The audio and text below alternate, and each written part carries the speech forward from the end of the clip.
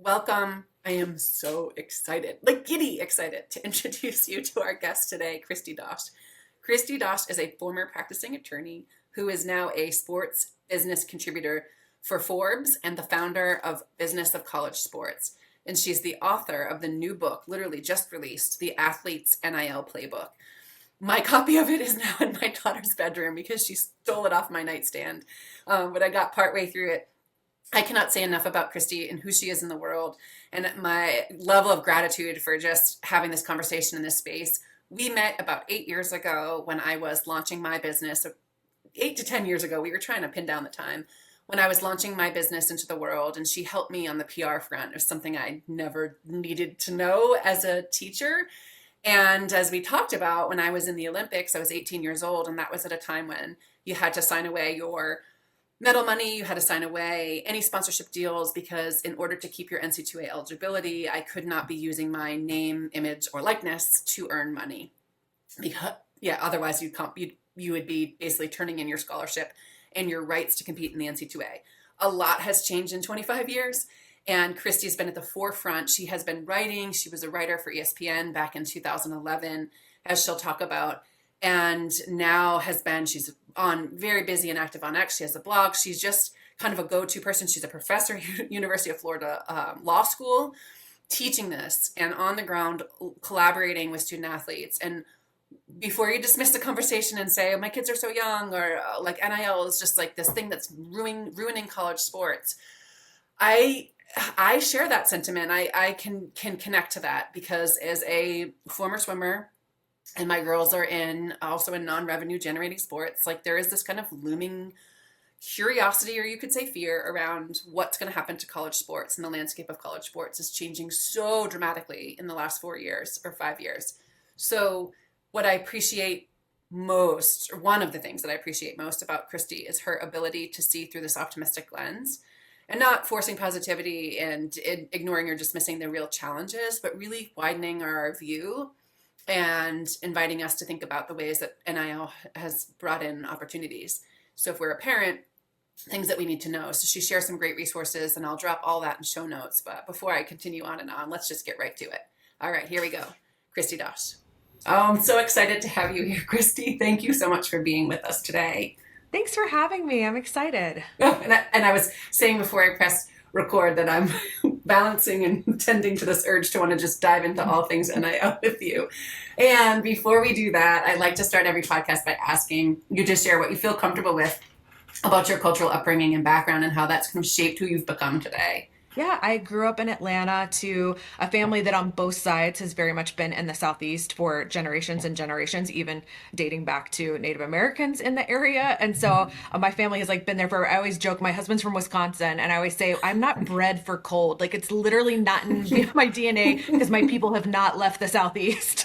So That's amazing. I like warm weather. I like to be at the beach. I live on Amelia Island down in Florida now, so I'm still down in the Southeast, and grew up an athlete and a big sports fan. I played softball throughout, from t-ball all the way into my mid-20s. And then I dabbled in other sports along the way. I think I played tennis for a few years, and I went to tennis camp every summer. I played basketball for a couple of years. I did gymnastics and ballet and dance and cheerleading at different times. But softball was my first love, and I made the decision that I was not going to play in college. I actually decided I wanted to graduate a year early and go on to college early because I wanted to go to law school, and I just wanted to there were so many years of school left. I just wanted to get them over. And I thought, I'm not going pro in softball. And I don't think I would have had great opportunities anyway. I'm not sure I was good enough, certainly not good enough for Division I. I ended up at a Division III school, which had they had softball, I probably could have played Division III softball. But the school I went to, Oglethorpe University in Atlanta, did not have softball. And my freshman year of college, I didn't play sports at all. And I realized I had no idea what to do with all my free time. Literally, right? So scheduled. And like, I'm someone who does best when my schedule is full, because if it's not, I'll procrastinate. But if it's full, it's like, well, I have to do this thing in this time slot or it's not going to get done. And I'm very productive when I'm overscheduled. And so I ended up being a cheerleader in college because I needed something. And it was the only sport Oglethorpe had that I really was like good enough to do at that point.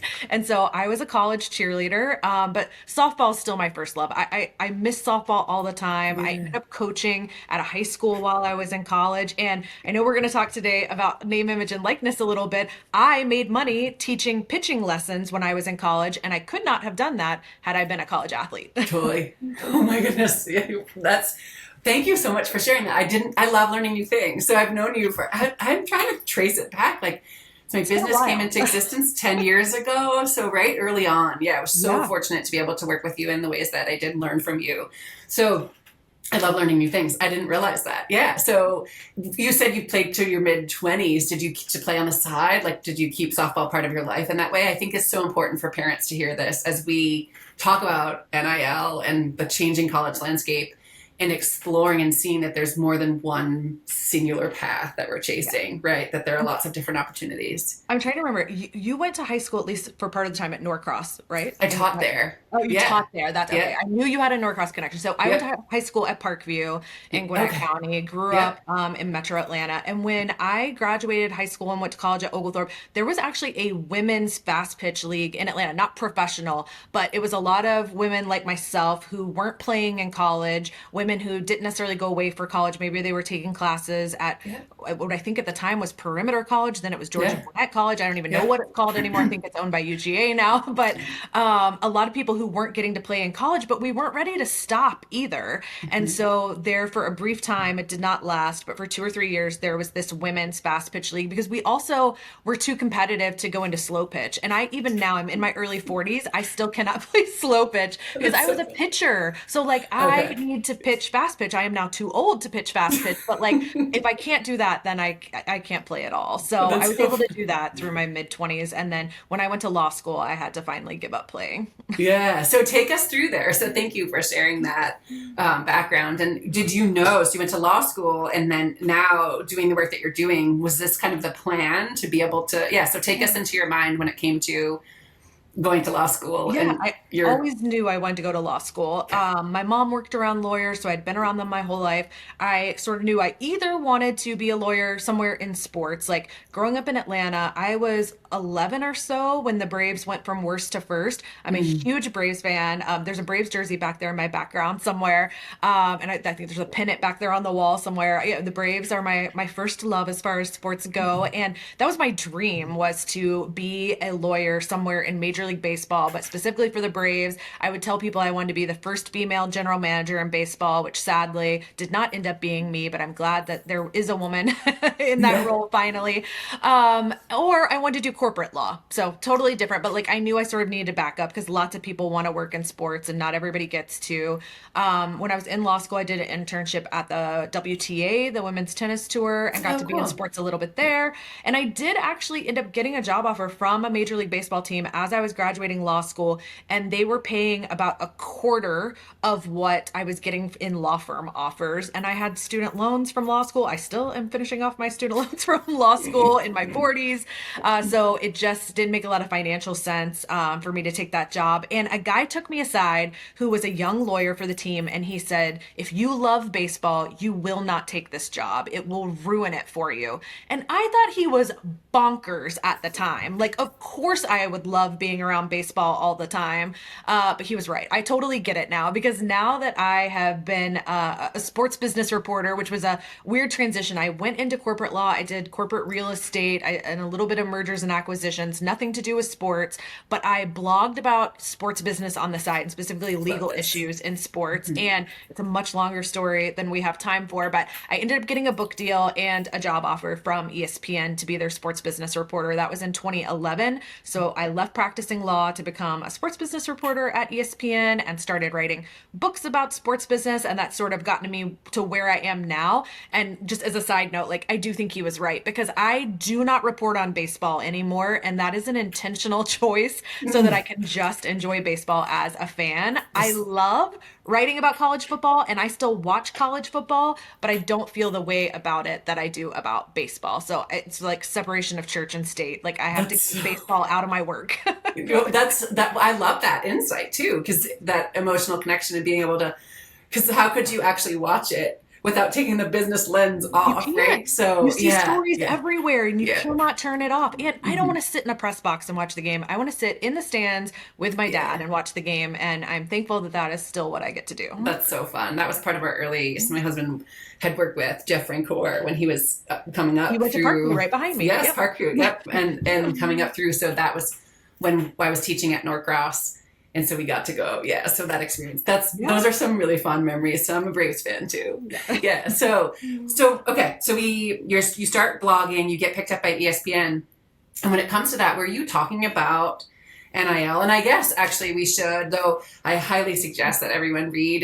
If you're involved in sport, wherever you are in your path, like picking up your book, we'll link that. We'll be sure that we share that. But that is like, I've really enjoyed, I was saying too before we press record, the history of learning. Because what I hear when you hear NIL in my world of a non-revenue generating sport is like bad. Like just this lens of like, oh, like it's ruining sport. Yeah. And I think it's really helpful to see the history and to read your kind of recap of like how this started. So I can't quite pinpoint the timeline, but were you writing about, when you talk about the business of college sport, these kinds of topics that we're now seeing kind of come to fruition? Yeah. Yeah. So take us into that space. Yeah. Well, Business one of of the college first sport. things I ever reported on was the Ed O'Bannon case. So those who are not familiar, Ed O'Bannon was a basketball player at UCLA. He saw an athlete in the NCAA basketball game that EA Sports put out that looked just like him. It did not have his name, but looked like him, had his same like height and weight and stats. And I mean, everything about it was him except that Number, it didn't right? have his name on Jersey it. color. Yeah, Yeah. and so he sued EA Sports and the NCAA. He wanted them to stop making the game until such a time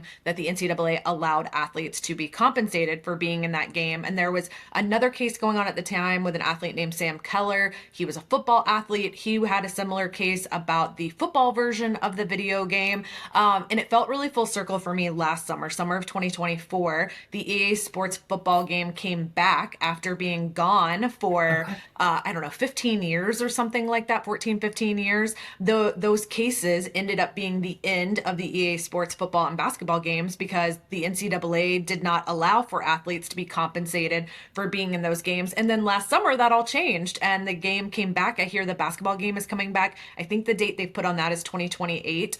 But athletes were compensated for being in the football game when it came out last year. And this year, they got a raise and they're being compensated even more. And so it feels very full circle because at the beginning of my career, all my reporting was on what athletes couldn't do. And it was about Mm-hmm. like athletes getting in trouble, because they took a ride from an agent or Mm-hmm. they ate a meal that somebody else paid for. Or there was this whole thing about how schools could provide bagels, but not cream cheese. Like Yeah. it sounds nuts for people who weren't It following at knows, the but being time. in it, yeah, it like that's so true and real. And then filling out all the forms as an athlete, you're like, what? Yeah. Like I can't give swim lessons in the Yeah. summer. Like what? Am I, like Right. the detail and the nuance down to that level was wild. Yeah. And So early now, on, talking about what athletes couldn't do that probably many of us weren't even honestly aware of. right. And I think Yeah. athletes made mistakes because they didn't understand. Like, I remember there was an athlete that wanted to perform on stage. He was a singer, I think played guitar.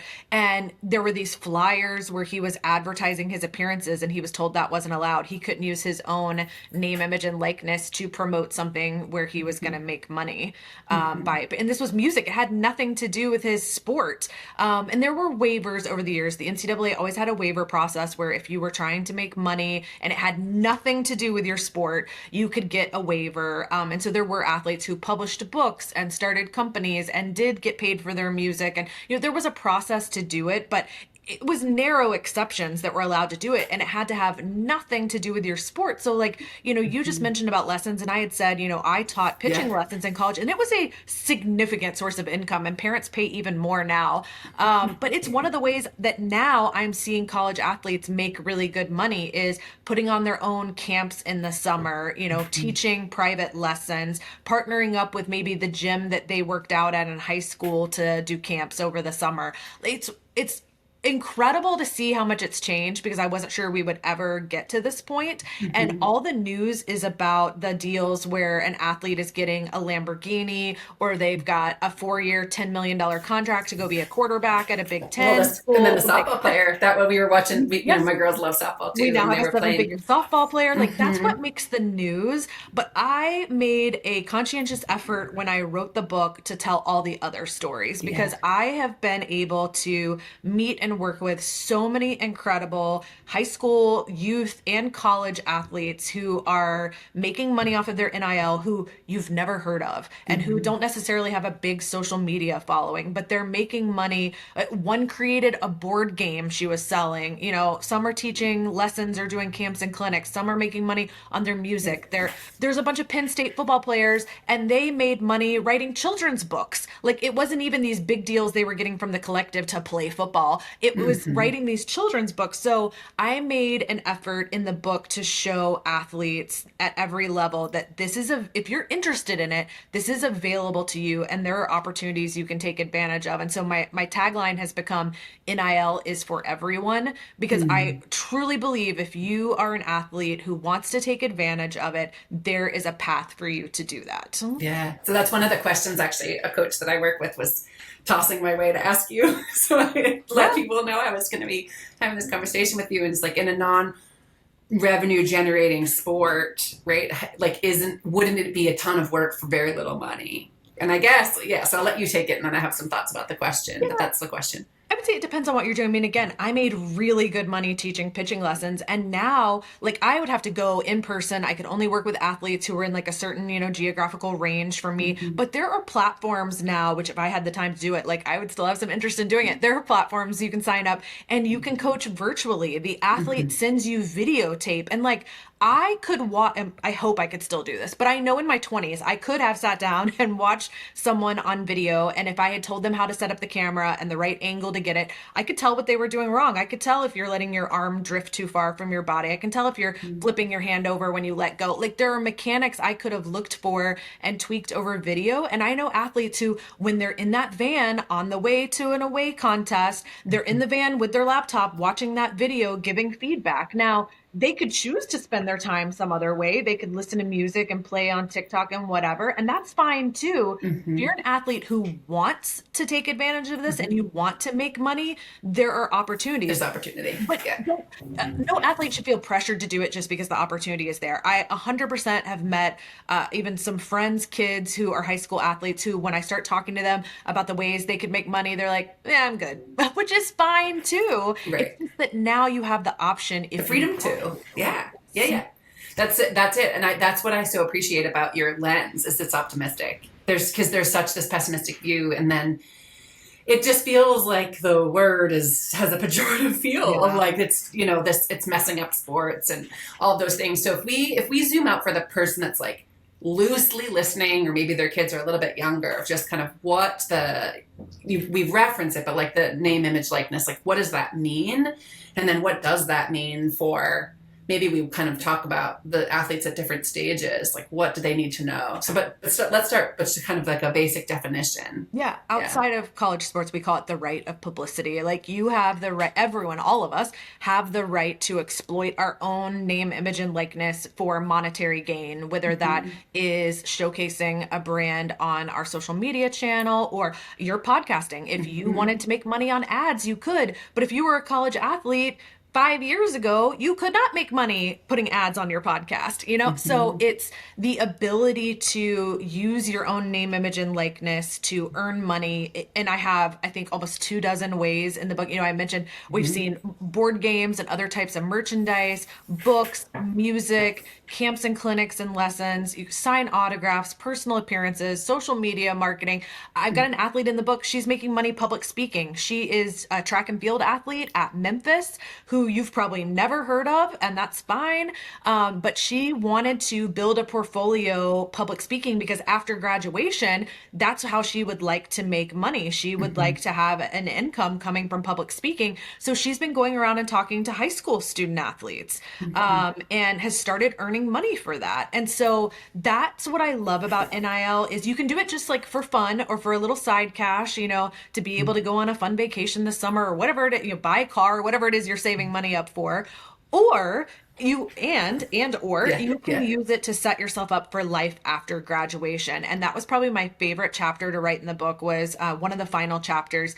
I looked at athletes who I met several years ago at the beginning of NIL, and now they've all graduated and they're doing different things, but they all have something they did from NIL that is playing a role in their current job or how they found their current job. And I love that because I do think for a long time, college athletics has not done a great job of helping people transition out of sport. 100%. And I know you've run into that. I know I don't have to tell you, but I used to go in and help student athletes with their resumes and cover letters. I mean, a decade ago, long before NIL, and they would be like, well, I have nothing to put on it. I've never had a job. And it would be like, okay, you've got all these like soft skills and maybe you helped coach so and so out with their camp last summer. You didn't get paid for it, but like we can put that down as some experience. Now they have legit experience and it looks a little different than like my resume looked where I had internships in law firms and whatever to put on my resume.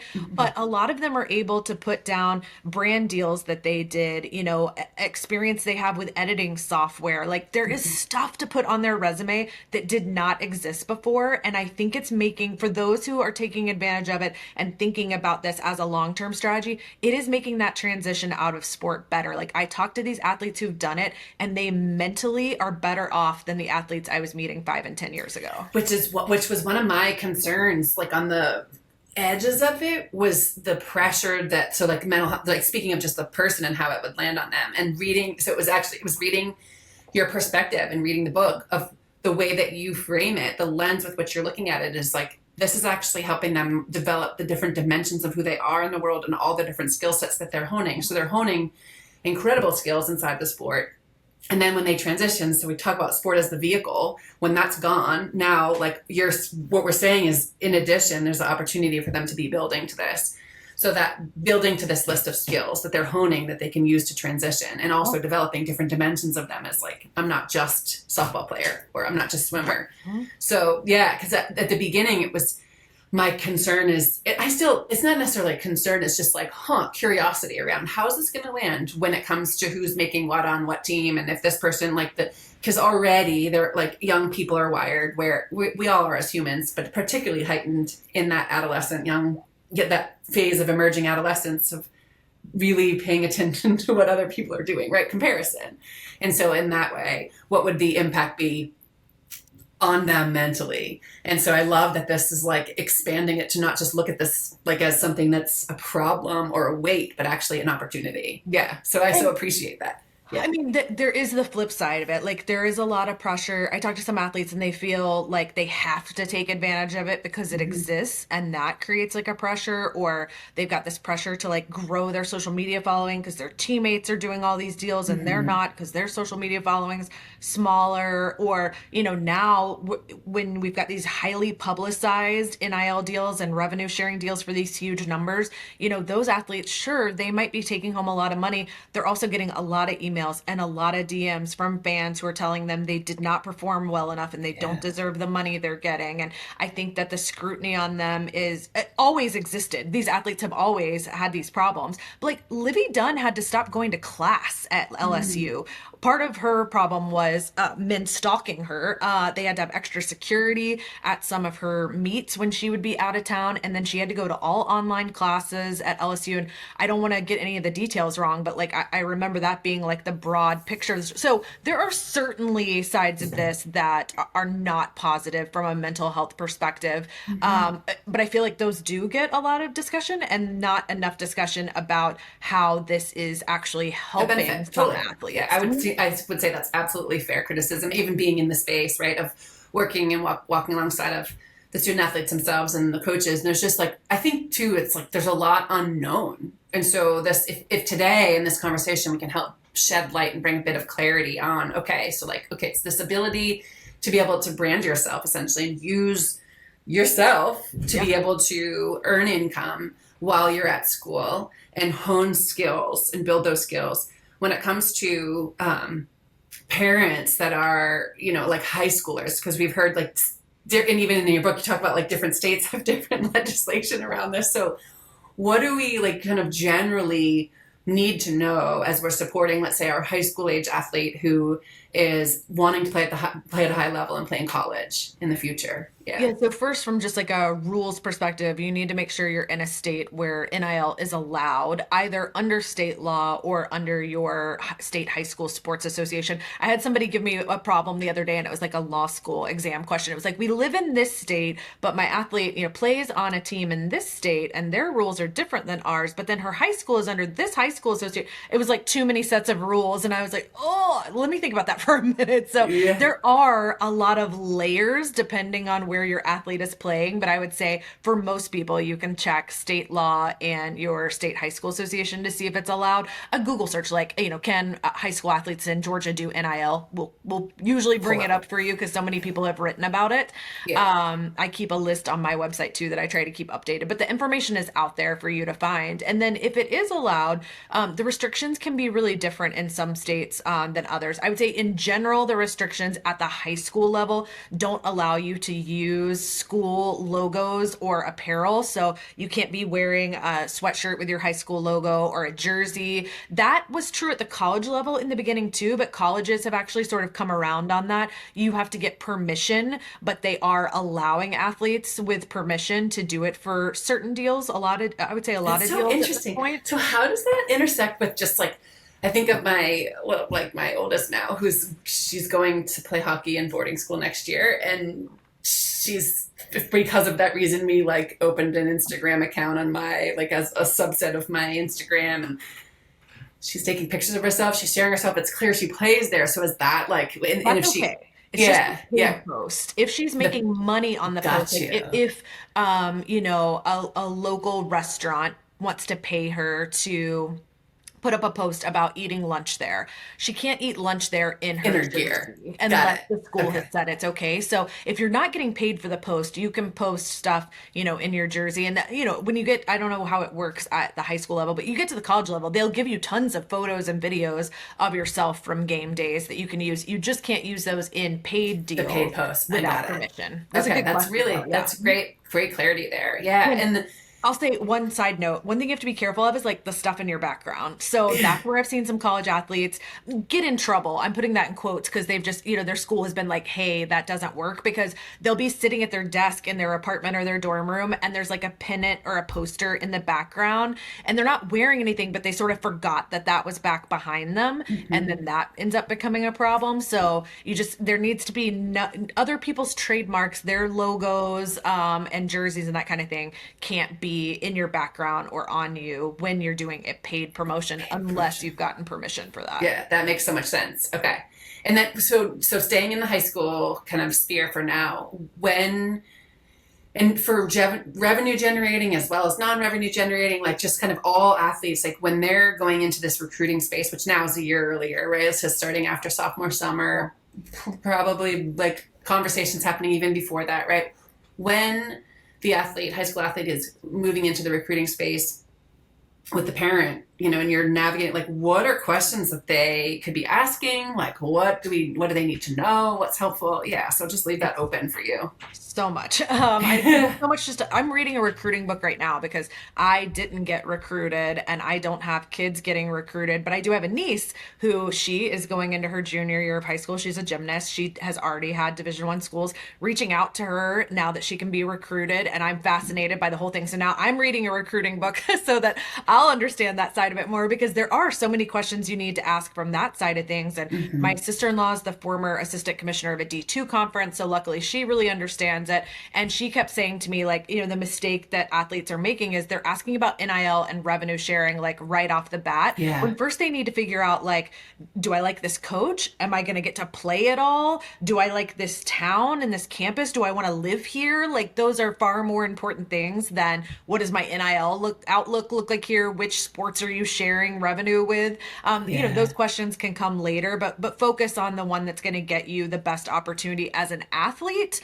And then if you're choosing between, several maybe where you've got great opportunities in athlete and they've got your major and you like everything about it, then maybe you're looking at or do you have better opportunities at one versus the other for something like revenue sharing or NIL? But most athletes I talk to tell me that the NIL and the revenue sharing conversations are a very small part of their decision making process. I would say, for the top like 2% of football and men's basketball players, it plays a bigger role.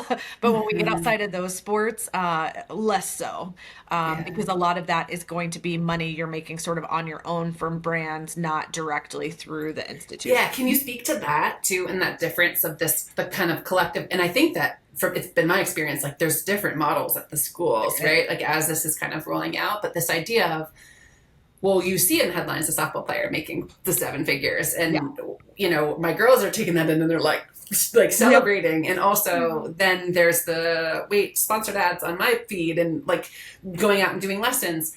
So the structures, like what are, I guess, like the revenue or the portals that kind of feed into the buckets? I would say, okay, there's NIL you sort of get on your own. That's a lot of the things we've already talked about. Yeah. Social media marketing on behalf of brands, public speaking, your music, writing a book, all those kind of things we've talked about would be like things you would go after on your own or with an agent. Then for the last 4 years, there have been deals with NIL collectives.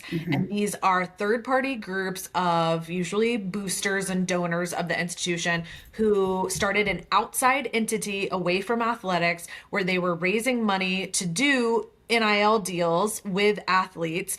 And that looked a number of different ways. Like, for example, at Florida, I teach NIL classes at University of Florida. So I get a lot of the athletes in my class.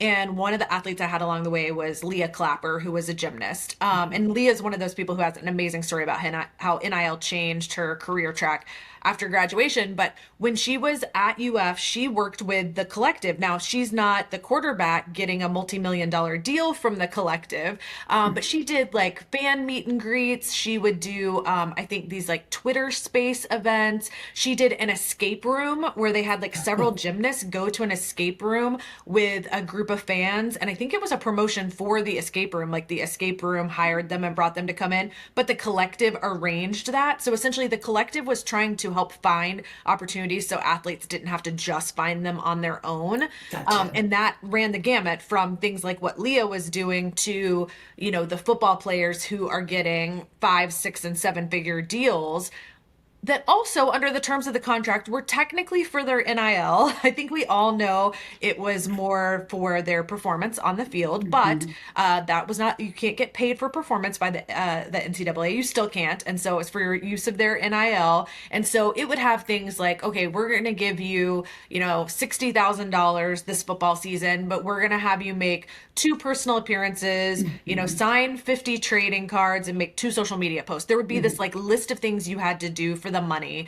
And that's what you would see for those bigger deals, especially in football and men's basketball. So that's sort of what the last 4 years looked like. But now we're adding another layer on top of that, and that's revenue sharing. Yeah. So now, can I pause to ask a question about is there any like standard or regulation in terms of like what you have to do in exchange, or it's just up to the institution and the collective what the deal is? Like, okay, that's a good question. For the last 4 years, there was no standard except that there had to be quid pro quo. So there had to be something, but that something could be, you could be, technically the deal could have been for $4 million for 1 social media post. Right. There was no mechanism to review that. However, that all changed as of really June 7th of 2025. Okay. You'll hear revenue sharing went into place July 1st of 2025, but they actually made review of NIL deals go live on June the 7th through a new platform called NIL Go. So you'll hear this referred to as the NIL Clearinghouse or the Deloitte Clearinghouse. Those things are all the same. NIL Go, Deloitte Clearinghouses are all the same thing.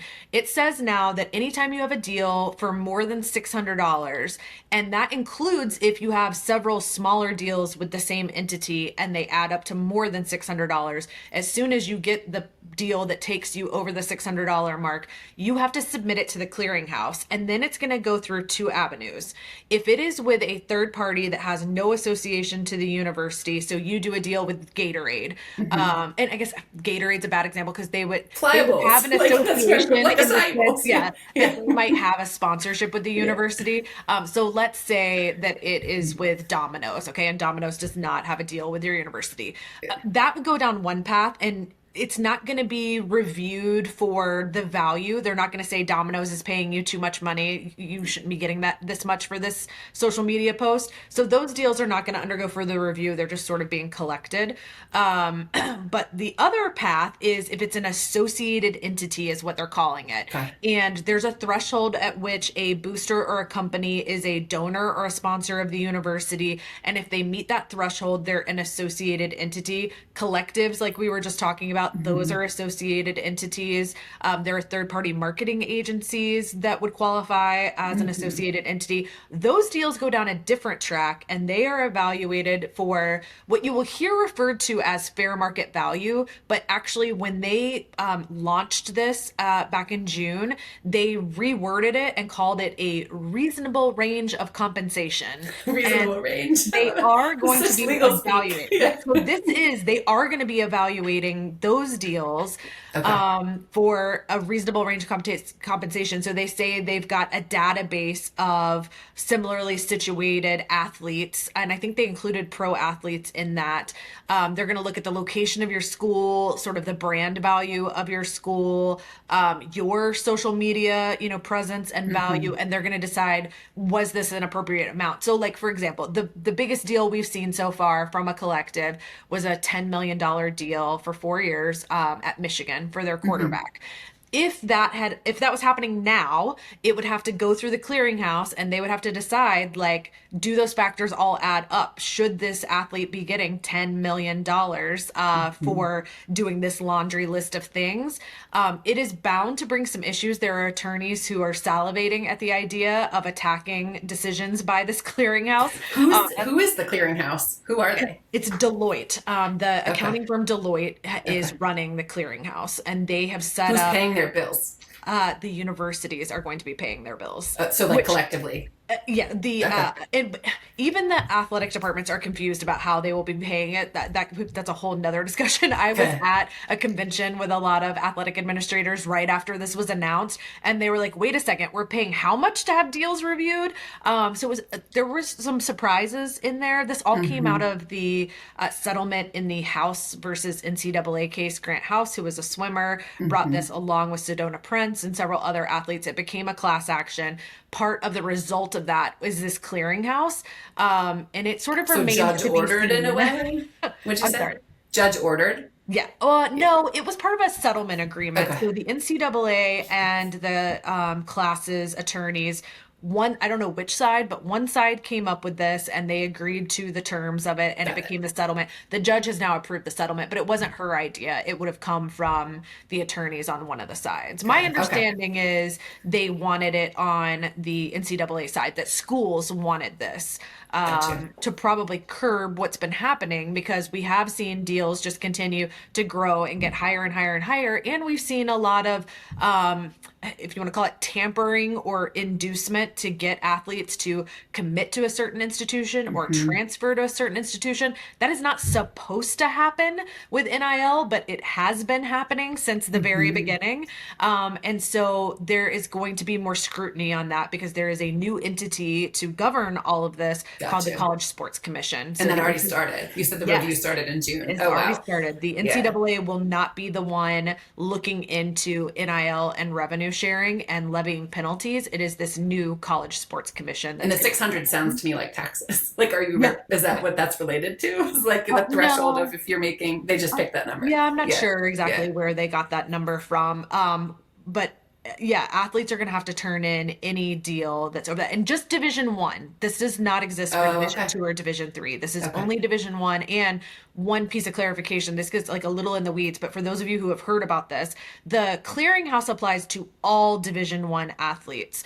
Revenue sharing, Yeah, speak schools to had us to on opt that. in and decide to be part of revenue sharing. If they Hmm. decided to be part of revenue sharing, the new roster limits apply to them, Hmm. but the clearinghouse applies to To all all Division 1 D1. Got athletes, it. even if your school did not opt in. So speak to the revenue sharing. So I know, so my husband's at Merrimack College, so they're small D1 and they opted in. And so it's just kind of like learning a little bit about that. And then you do work at Ohio State, like just two extremely Yeah. different institutions. And so for me, I'm like, how does this all work? Right? What does it mean? So why would that matter to, as we're guiding our kids and where our kids go to school? Like, is it something that would matter like to us Well, if a school, yeah, so say here's the more. pieces to know is that if they opted in and they decided to revenue share, they can share up to 20.5 million per year, and each individual school gets to decide how to divide it. So we pretty much expect everybody to pay football and men's basketball, and most have said they're paying women's basketball. But we've also seen, I looked at a list yesterday of all the schools that have been like verbal publicly about who they're paying. I've seen gymnastics, women's Mm-hmm. volleyball, softball, baseball, men's ice hockey, and wrestling. Mm-hmm. Those are the sports that I've seen getting money somewhere. Now, that doesn't mean every person on the team's getting money, but This, someone yeah. on those teams is getting money. So we are seeing it a little bit in other sports. That's because Title IX attorneys have been very clear that Title IX applies to revenue sharing. Mm-hmm. We could do a Okay. whole hour just on that, Yeah. but Yeah. let's just say we're going to see female athletes getting some of revenue sharing for that reason. But as a parent of an athlete, what I'd be paying more attention to is if a school has opted in to do revenue sharing. I know you're interested in like, is my kid going to get revenue sharing? But here's what goes along with that is the roster limits. So Right. new roster limits apply for schools that opt in. Those roster limits initially sounded kind of exciting because they said scholarship limits are going away. Now Mm. every athlete on a team can receive a full scholarship. That doesn't mean the school's going to do it, but they can. Well, Mm-hmm. then they said, but here's the new roster limits. Well, I have a chart of this over on Business at College Sports. The new roster limits in almost every sport are lower than the average roster size was last year. Yeah. So you had a lot of athletes who weren't on scholarship. You know, football, you've got a lot of walk-ons. Like there were football teams that were carrying 180 athletes on their team. They have to get down to 105 Yeah. now. So it used to be they had 85 scholarships and people got all excited because now they're going to have 105 scholarships. Okay, but they got to come down from 180 Mm-hmm. to 105. So a And lot of opportunities are going to be gone at the Division 1 level because the roster limits are set lower than mm-hmm. rosters were kept at previously. And like I said, it's true in almost every single sport. I think there's some good and some bad things. I think that there are athletes who choose to go to certain schools because like it sounds good to say you're going to be on the roster at Ohio State or you're going to be on the roster at Texas A&M, but you're never going to play. You know, Mm-hmm. you're in that 180 down at the end of the list. You're probably never going to see playing time, but you can say you were on Ohio State's football team or whatever Mm-hmm. team that it is. This is going to sort of push those people down onto teams that where they might actually see playing time. You know, Mm-hmm. I'm not sure that 17 and 18-year-olds always make the best decisions This about is where something, to go. yeah, you're speaking, as I say this louder, this is so kind of pausing to Yeah. share the being on the ground and in the one-on-one coaching that I do, and then the consulting work, like seeing it hit every, including Power Four football, like hearing just like, whoa, the deals and the contracts and the portal action and just then the roster cuts. And it was this literal whiplash that also extends into those that are in the, particularly the class of 26, like this next Yeah. year, they're becoming seniors, and that recruiting class just got like so Yeah. challenging. And I think I hold hope that the club sports scene is going to explode and that there's going to be a place for everyone who Yeah. chooses to continue, that wants to continue at the level, like, you know, that playing in the next level after high school, that might look different than they think it should. And you're so spot on with the name brand. I think speaking to parents who are listening, like that's something it's not even so much the kids. It's sometimes, you know, like we can say, of course, it's going to be somewhat of the kids. Oftentimes that comes from expectations of the parents. Yeah. of where we went to school or what our expectations were, or we've invested so much. And so, Yeah. thinking it would be a certain way. So there's been this massive reshuffle. So what's the benefit of a school doing revenue sharing? I guess like the upside of that. It's a Yeah, recruiting benefit for whatever sports they're going to focus on. So I got actually, you. from a fan perspective, like I'm interested to see how it plays out, particularly in men's basketball, because Big East schools and other schools that don't have football, but like this is the one we end up talking about all the time. The Big East schools, most of them don't have football to worry about. So they can spend their whole 20.5 million on basketball, Hmm. whereas your football schools over in the Power 4 are going to have to put the bulk of their money into football because it's the largest team. I mean, most of the Hmm. numbers we've seen coming out is that Power 4 institutions expect to share 75 to 80% with football. And Got then the you. rest gets divided between, men's basketball, women's basketball, and maybe a couple of other sports.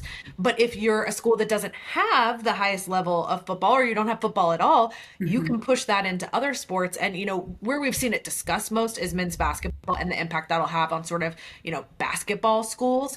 But Hmm. I think you could see it pushed down to other sports too. Like I was talking to somebody at a school the other day, and I don't think they've made their plans public, so I'm not going to say the school, but they're investing a lot of their money in baseball. They've traditionally been good in baseball. They want to continue to be good in baseball. And so schools can kind of cherry pick sports. We are seeing it in men's ice hockey.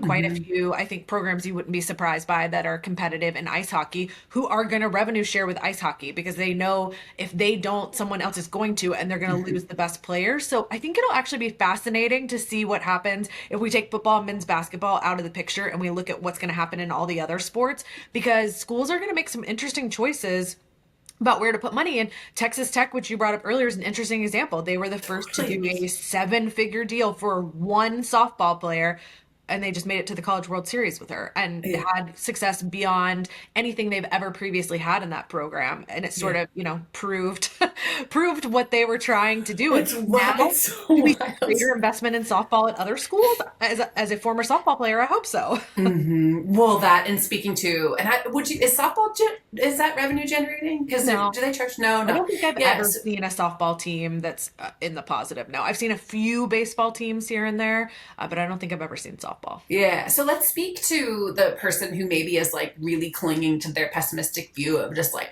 like kind of grumpy about this and not quite sure how it's all going to work out in the non-generating revenue space, like coaches and even I feel Rob will be fine with me sharing this. Like he saw like what happened with the portal, and now they're like maybe that's a side note that we could talk about that connection there. But it was like, like how do we build culture? The whole team is gone. Like whoa, right? So this idea of what his kind of questions of just like the curiosity that it has, like how is this going to all shake out? Like this is so fascinating. This is so interesting.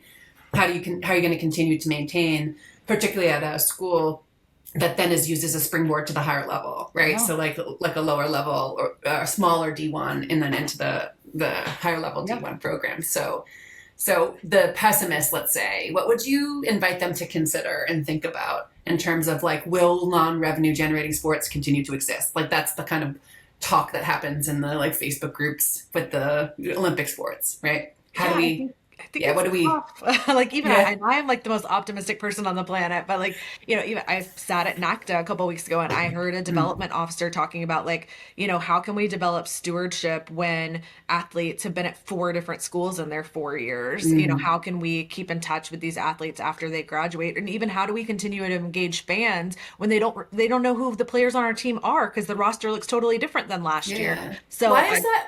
Is that connected directly? Like they happened at the same time, but it's like, kind of this perfect whirlwind that they happen at the same time. If you okay, didn't have NIL and you only had the transfer portal, I don't think you'd see nearly the volume of the transfer movement. we've seen. We Got see it you. because of those collectives we talked The about earlier combination. who Okay. are making more lucrative offers to athletes to change. That's not why every athlete enters the transfer portal, certainly, but I Yeah. think if NIL had never happened and we were only talking about the transfer portal, it would look nothing like it does right now. So It they is really are two totally distinct things that happen just to happen at the same They time? happened completely separately. They were not Okay. tied to each other, but they just kind of came down at the same time. Oh, wow. And the two together have been very disruptive. I mean, I was on campus at a group of five football school 2 years ago, and the coach was saying, I feel like I'm just a farm league. They're going to come here, they're going to play really well, and they're going to get picked off, and there's Hmm. going to be nothing I can do to keep them.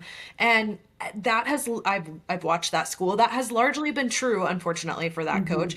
Hmm. But that's been true for coaches for a long time, that Yeah. they went somewhere and did well and they got picked off and went somewhere better. Now we're allowing athletes to have that same opportunity. Coaches were always allowed to just like leave and go to another school and be coaching the next season. You might have gone to school for that coach. He now left. The next coach has a totally different system that you don't fit Hmm. into.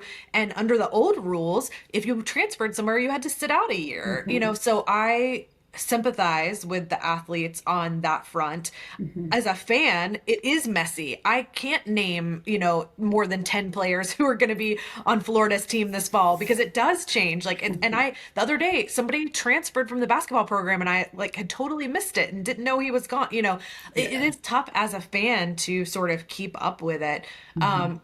I think on the positive side, I see schools trying to work harder to engage athletes off the field. And I think I can say this because the webinar is public, but the assistant general manager for football at Stanford, Hmm. he was on a webinar I did with NACTA recently, and he was talking about player retention. And there were GMs on there from other schools, and they were talking about how so much of their job has become player retention and trying to get the same team back for the next year, minus seniors who graduate, obviously. And Hmm. he said, well, here's the problem we have at Stanford. Nobody's willing to leave Stanford without a Stanford degree. They want that degree. So they're overloading on classes to graduate in 3 years Oh, so they can geez. transfer and go somewhere else for the rest of their eligibility and still have their Stanford degree, but also still get the opportunity to play somewhere else. And the GMs from the other schools, it was somebody from Duke and somebody from NC State, and they were talking about the ways that they are engaging with the athletes, keeping track of things on the academic side, trying to get them engaged in campus in different ways. Like, I almost think it's forcing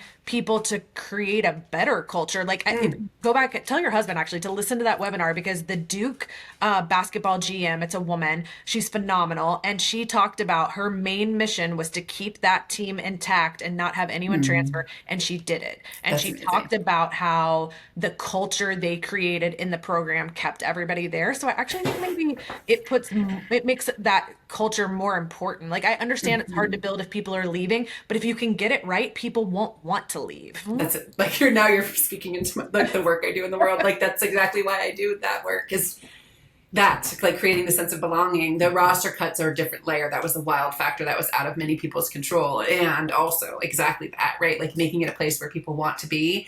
And I love that you folded in like coaches. That's exactly like being the wife of a coach, like the stepping stones from like this job to the next job to the next job, like build experience and go. And so I almost this like it feels like this massive reshuffling in this, instead of this massive power over control, it's like shifting to this power to and with. Like how can we co-create this experience together? Yeah, Yeah. that's what I've said I want my next book to be, actually, is how like the pendulum has shifted from the NCAA and the institutions having all the power to now we're almost too far over maybe on the athlete side. Like, I was listening to somebody making a really good argument a few weeks ago about collective bargaining. Like, there's been all this discussion about how athletes should be employees and they should be able to collectively bargain to get all these things. Well, we've actually reached a stage where the athletes are better off right now, where there Mm. aren't any constraints, where they aren't employees and aren't subject to some things they maybe wouldn't want. And there isn't a collective bargaining agreement in place that's limiting, these things. Whereas the schools actually should be the ones who want it right now. Like, the guardrails they want, they could have if there was Mm. collective bargaining. And I'm not advocating for it one way or the other, but I do think it's super interesting how it's shifted from, 5, 6 years ago, the athletes would have been better served to have collective bargaining. Now it's actually the universities that would be better served by having collective bargaining. So I'm kind of fascinated by that shift. It really is so interesting. Same thing, like portal first open, then there's some restrictions on it. And then it's like, okay, the one issue that I've seen come up a couple different places is like injury or like something happens. And then there's no, like in that way, I'm like, who's Yeah. protecting the student athlete there? Right. And you just hope. So like rewinding it back to a parent, looking at programs in connection with coach culture, asking really important questions to get a sense of like, is this a place that I want to be? Yeah. Whether I'm like the dream is unfurling in the way that I thought it would or not, right? Like, is this a place that I would want to still go to school to, right? And So you know recruiting better than I do, so I'm going to ask a stupid question. There's nothing that would keep a recruit from talking to current athletes and asking them questions, right?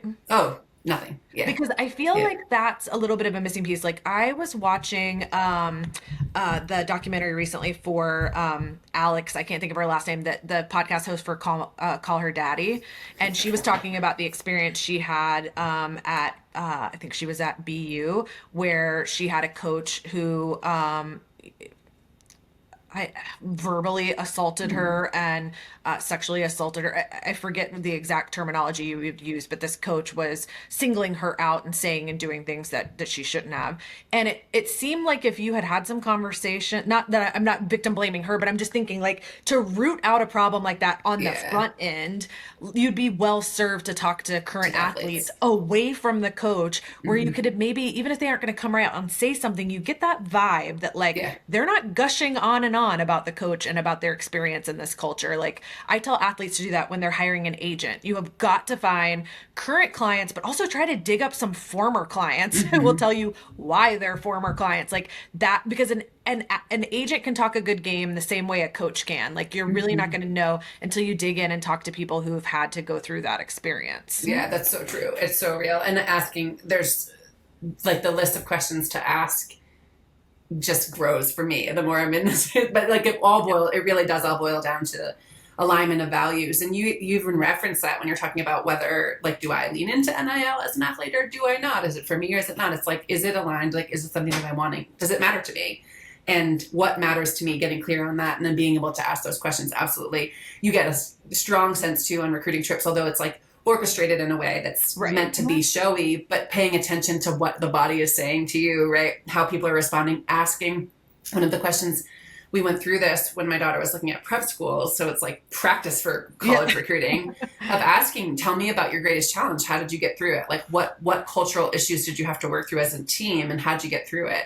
And at the beginning, I'm like, oh, poor you for having me as a parent asking this question. Like, feel bad. And also, I actually had a coach thank me. Like, these are really great questions that I haven't really thought about, but great to know. So I think in that way of like, yes, being able to be in touch and asking the questions, asking how does it run, and also knowing that it's going to be continuing to change, right? Like the landscape. Do you see, are we in a steady state now, or is there going to be a lot more change as we continue? I mean, I still think it's very possible we're going to get to a point where some student athletes are employees and collectively bargain, namely football and men's basketball. I'm not saying that's definitely going to happen, but I think we are pretty far down that road at this point. In fact, we had some decisions prior to the current presidential administration that were very much leading in that direction. But because of the political shift, those cases were withdrawn. So I think it'll be a little while. It's not going to happen right now, but I do still think we're maybe headed in that direction, at least for a couple of sports. But the rest of it, there are a couple of things I don't understand how they're going to work out with this house settlement, that clearinghouse being one of them. Like, how do you know when somebody hasn't turned in a deal? How are they going to police this? I think there's a lot of questions around that, and how much are schools going to be able to raise in outside NIL money on top of the revenue sharing to give these bigger and bigger and bigger packages in football and men's basketball. And then the roster limit. So I don't love the roster limits. In fact, I don't like them at all. I don't like where that's headed and the number of opportunities it's cutting. But also, once the season starts, if an athlete is injured and can't play the rest of the season, they cannot be replaced on the roster. And in some sports, these rosters are so small. Like I was on a soccer only podcast recently, and it's a former college soccer coach. And he was like, I couldn't work with this roster. Like you have a few injuries and you are in big trouble with this roster. Diving is another sport. They carry, it's like, depends on the school, the institution, the conference, but the limit. And that's like, there's a lot that they navigate and work through as divers and injury. It makes me worry, are they going to push athletes to play when they're injured or they're not quite recovered? Because like, look, we can't replace you. Like you're it. You got to make this out. I just feel like the pressure to play injured could increase because of these roster limits, which have no rational basis, in my opinion. Well, I was going to ask you that. Is that to like save money on Yeah, the what's schools pushed for it in okay order to for be able that to better 20.5 manage their million? budgets, right? So that you like, some FBS programs carried like 120 football athletes. Some had 130, 150. Like I mentioned, somebody had 180. I think it was Mm, Texas A&M that had 180. Like, so in order to try to get schools to reduce these enormous roster sizes in some sports and be able to better determine what your budget is going to be because you know what the max size of the entire roster can be. okay. I think they push for it for that reason because budgets have to change a lot to accommodate revenue sharing, and this was all sort of part of that. But there's no other rational basis for it, and I don't think it's going to be good for athletes or for coaches. Hmm. Maybe there's an argument that it's better for competitive balance because it keeps teams from sort of hoarding players at the top. Mm, So yeah, I've heard good arguments for that, and I'm interested to see how that plays out. But I don't love the roster limits, and so I hmm. hope that that is something that can still be at least adjusted, maybe not eliminated now that we have it, but adjusted in the next few years as we see how it plays out and the ways in which it doesn't work. And they see where the money's going and coming and all the yeah. And so it's just all of it is I think it's so easy to shift into this like transactional relationship like instead of and many I would say like like 99% of coaches go in it to help young people develop. They love the sport, they love honing the craft, and they love helping young people. And so this Yeah. like shift into the space is just a lot more. It's like there's so much transactional relational, like the huge part of the relationship shifted to transactional versus transformative. And I Yeah. think that is something where it's even more important to keep grounding back in I'm a human and I'm worthy, I'm enough, like I am whole already, and sports something I get to do. It's just Yeah. that those numbers you see like you said on the news are life changing, right? The trajectory of someone's life could be Yeah. completely altered.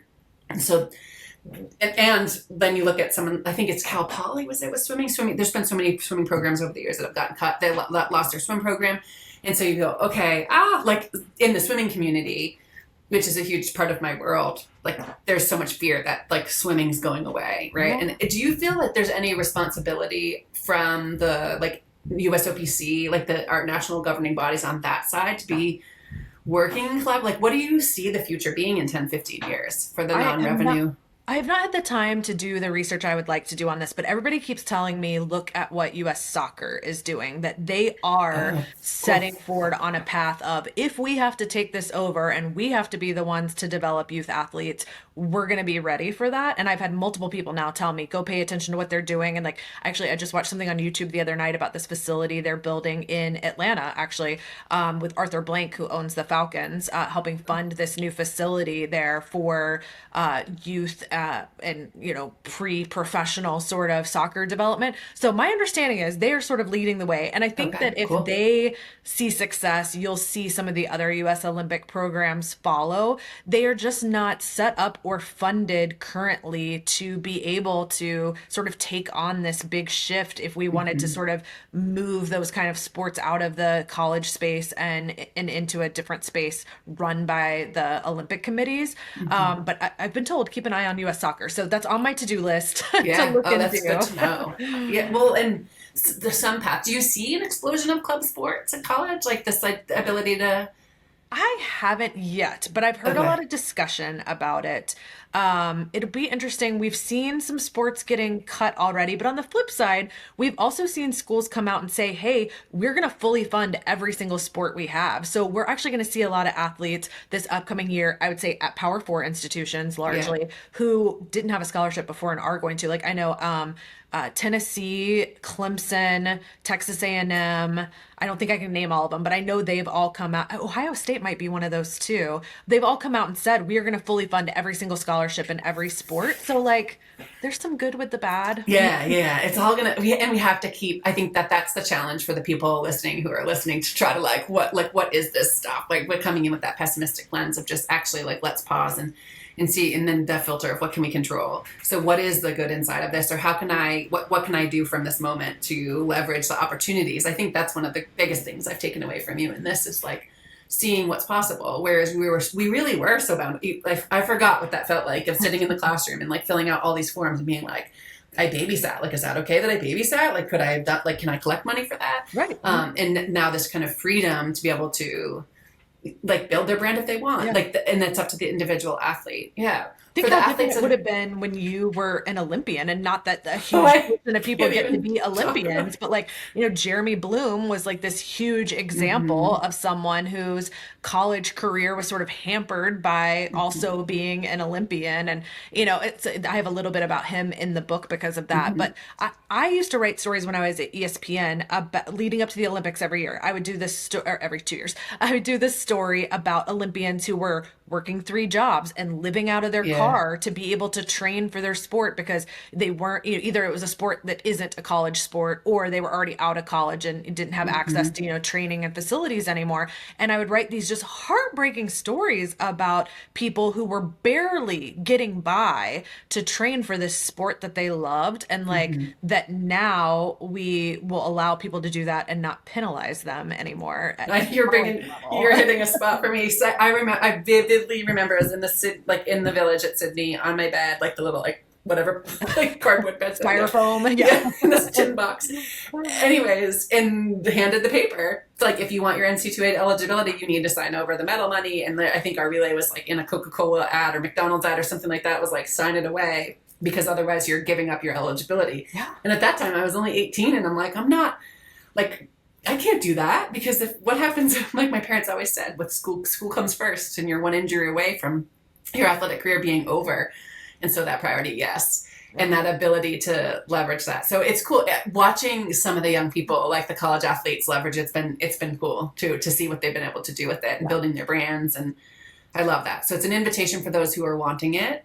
And for those that are kind of caught in the ripples, I think finding these spaces to land in, and maybe, like you said, if I'm number, 120 to number 180 on a roster, or if I'm bottom of a roster and I'm not traveling to conference, that like maybe the shift, while it's hard and it stings, is providing an opportunity for a different connection to the sport. So yeah. What would you, I want to circle way back to the beginning. Yeah. And so what would you like, the gift that your parents gave to you and allowing you to decide like what you did with softball? I'm sure that there were many days sitting alongside of softball fields in really hot weather in Atlanta. Like, how did they show up for you in a way that really, like, you would say, like, this was such a gift that we can share with parents? And then we'll wrap. I have like one more question for you. I know that we're coming close. We're over our time. Yeah. My parents never pushed me, or I have a younger brother, never pushed either of us to be in a certain sport. Now, their rule was, once you've decided you want to play this sport and you've signed up and you are part of a team, like, you will show up. So like, you get partway through the season and you don't like it anymore and you don't want to go. I didn't really have that problem so much as my brother did with baseball. He would sign up and then get partway through the season and just like be over it and not want to play anymore. And their thing was, no, you made a commitment to a team. And I think that's a valuable lesson too that they gave us. So once you commit to it, you stick with it through, the end of the season. But then that was it. Like, then the next season was your choice. I mean, you went into it knowing if you choose it, then you're going to give it your all. But like, they never ever push us. And if I wanted to try a different sport, they let me. I played in an all boys basketball league because I was the only girl who signed up for this little church basketball league. And like, they knew I was going to be terrible, and they knew that it was not going to go well. But like, they thought I needed to learn that lesson on my own because I wanted to do it. And so I did. I never played basketball again because it was so terrible. But I learned very valuable life lessons from being on that team, and probably other things I shouldn't have learned from the boys too. But so I appreciate that they did not ever push us to be in sports. And we never even really talked about me playing sports in college. Like, I always wanted to go to law school, and the focus was always what's the best school for me to go to be able to then get into law school. And the focus was always so much more on my academics and on getting good grades. And that's, I do not coach people on recruiting like you do, but one thing I used to tell parents when I did coach softball was, there are so many more academic scholarships available than there are athletic. That if you focus half as much on academics. And I have a nephew right now who was a Division I baseball player this past year. Actually, unfortunately, he got hurt before the season started. And so his freshman season didn't even get to play, but he's currently currently in the midst of transferring, and he's got options because of academic scholarships That's he's awesome. able to get because he is really smart and has always gotten good grades. So like I do as a non-sports parent, because I don't have kids, it's easy for me to look and be like, you're putting way too much emphasis on this sport. Like maybe put a little more emphasis on the school side. But I get that from my parents because they did prioritize That's beautiful. academics over athletics. Yeah. So what would you say, just kind of closing it down here, from you work a ton with young people, like you're in it, like you're walking alongside of them, supporting them, helping, teaching. What would you say to us parents that are listening? Like, where are we getting it right? And what could we, like, what are you learning from the young people that you interact with that we could do better and maybe keep doing? And I know it's super generalized, but that's okay. Like, from your lens, I'm going to extract those nuggets and then we'll close it down. So So there's something appreciate that you. I've always kind of thought working with some of these athletes, and but I wasn't sure I was right about it. And then I'm in a Facebook group with a woman named Renee Lopez who wrote a book about recruiting. In fact, the book's sitting on my nightstand right now. She sent me a copy, and that's how I'm going to teach myself recruiting. I'm going to read this book. I love it. Yeah. But I heard her say, and then I was like, oh my God, I was right. She said the most important thing you should ask your athlete is, do they want to play in college? And I have met so many college athletes that I don't feel like really want to be playing their sport in college, but it was the path they were on and they didn't feel like they could get off of it. And I don't know how Mm-hmm. much of that is their own pressure versus parental pressure. I don't know any of their situations individually, but when I saw her say it in the group, I was like, oh my God, I was right. Like that is a thing. And I Mm-hmm. just wonder how many people are stopping and asking that question. I love that. So pausing and actually asking in alignment with their dreams and letting them drive, like you, like Yep. in your story, an example too. And you can still stay connected. Like my kids are obsessed with sports. They can tell me, I don't even know, like they just like love watching, particularly the game of hockey, and they can like do stats and all these things. And it's like letting go of the idea that it has to be them on the, like that's not my journey, it's theirs, and like this, let this passion take them. So Yeah. yeah, so you've provided us so many nuggets and wisdoms. Where can people find you, follow you, read your work? And I'll also link all this in show notes. Yeah, I'm on all the major social media channels as Sports Biz Miss, Bizmiss. I'm on X, Instagram, TikTok, Facebook. I have a Love it. Facebook group just for parents, all Oh, about awesome. NIL and revenue sharing. And it just I changed the name of it to match my book so it'd be easier to find. So the book is the Athletes NIL Playbook. Its website is theathletesnilplaybook.com. And if you look up the Athletes NIL Playbook for parents on Facebook, that'll get you the parents Facebook group. And people drop in contract clauses they want me to look at, and I don't practice law anymore, but I can like look at it and tell you if there's a red flag. They ask just general NIL questions. I'm That's doing some awesome. live workshops in there, so if you are interested in understanding NIL or revenue sharing more, I'm going to have lots of those coming up, and it's all free. You just have to be in the Facebook group. Amazing. I'm grateful for you. Thank you so much. I could keep going on and I'm on. so We're going to cut grateful us for here. you. Thanks for Yeah. having me. Oh my goodness. All right.